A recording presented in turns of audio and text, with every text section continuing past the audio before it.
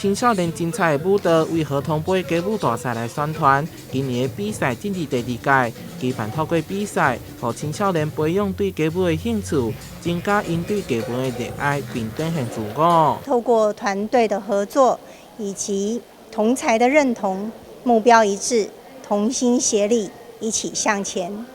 同步呢，他们队员们集思广益，集结了创造一个创新的队伍以及戏剧化的演出，配合特殊的时尚服装的设计，充满了时尚的魅力以及特殊的文化活力的创造力。